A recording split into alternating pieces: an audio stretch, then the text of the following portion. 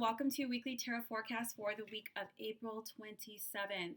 It was just March, it felt like. It felt like it was one long-ass week and no days made sense, and now it's going to be May. It's crazy. And we just had that new moon in Taurus, guys.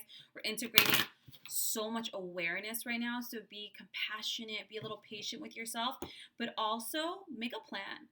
As these epiphanies are coming, as these realizations are coming, they can be a shock to the system because it's going to kind of take you in a 90-degree Scorpio. And so making sure that we're really integrating it, not just mentally, but in the physical. Okay, what am I going to do now? What are the changes? What? Let me make a game plan. Not big steps, let's break it down. Maybe big steps to small steps, or really getting into action. Now, this is for Scorpio, Sun, Moon, and Rising, so check all three. And if this is your first time watching, I hope it serves you.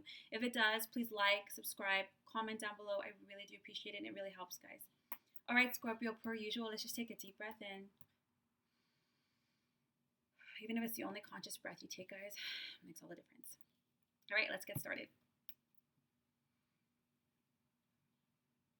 Loving guidance and energy of Scorpio for the week of April 27th.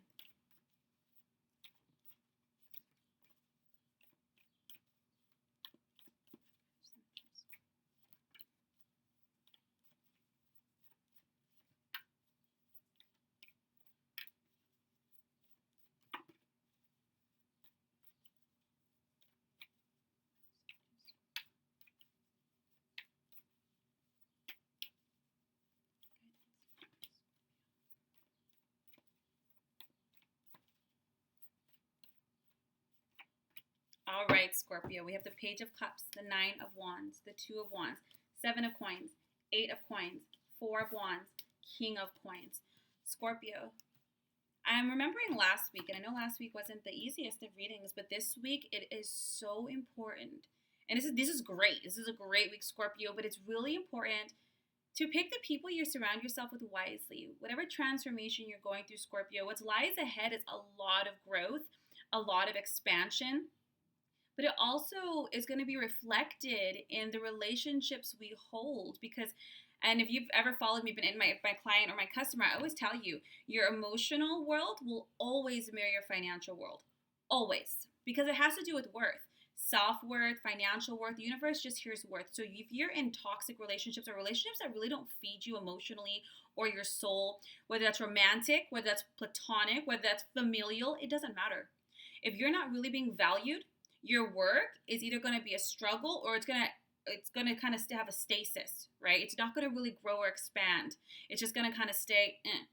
And you're learning this, Scorpio. When you have the Page of Cups or the Nine of Wands and the Two of Wands here, this is about surrounding yourself with people who are soulmates. That can be your sister, that can be your best friend, that can be your work colleague, that can be your partner.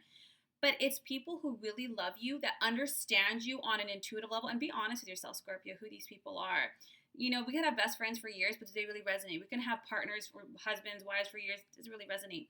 It's so important this week, and more than ever, to be with people who love you, reflect back to you your worth, who really see you, who are there for you, and choosing them. The Nine of Wands, look at it right now, whatever this transformation is, it's really important that you stay determined and that you stay focused even in the face of adversity. And adversity could be our own emotions, our own thoughts, perceptions, or it can be the outside world.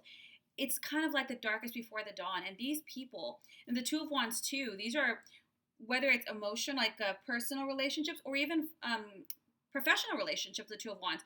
It's important to surround yourself this week and be around very close-knit people who share the same goals, visions, outlooks, long-term visions, people who are just as ambitious as you, that really support you.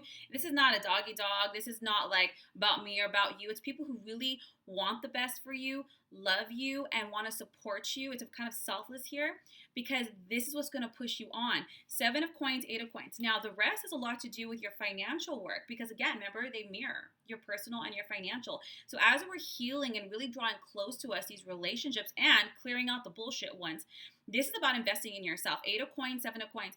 You need to invest in your schooling, training, research. You're going to be stepping up your financial game. And you know what? With everything that's going on, so much is moving online. It is calling for evolution. It is calling for ascension. So if you think you're going to survive by doing the same old, nobody will. So now you got to figure out, what do I got to do? How do I whether it's like move different platforms, whether it's I have to go back to school, whether I want to go for that promotion, take my business part online, start building products, teach online. You gotta have to do the research. You cannot expect a different, better outcome by doing the same shit. I'm gonna speak straight. I'm Scorpio Sun. You know how we are. A, B, C, D. Left, right, up, down, shit, or get off the pot. That's how it is, guys. You know, I'm just gonna shoot it straight. So invest in yourself. The Seven of Coins is saying you are worthy of this investment. Take that online marketing course, figure out how to use YouTube, purchase that camera, whatever it is, but brush up on your skills because it's going to take your work to the next level. Four of Wands.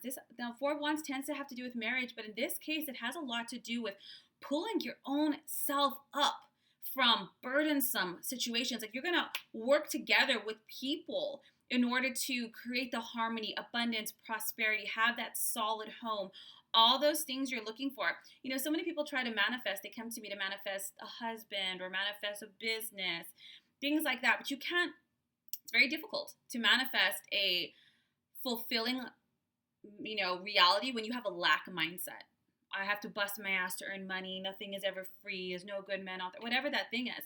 So you must first put yourself into that position, and everything that resonates there will come. Don't wait to buy that house until you get married. Don't wait to start that business until you think you're perfect. Don't wait.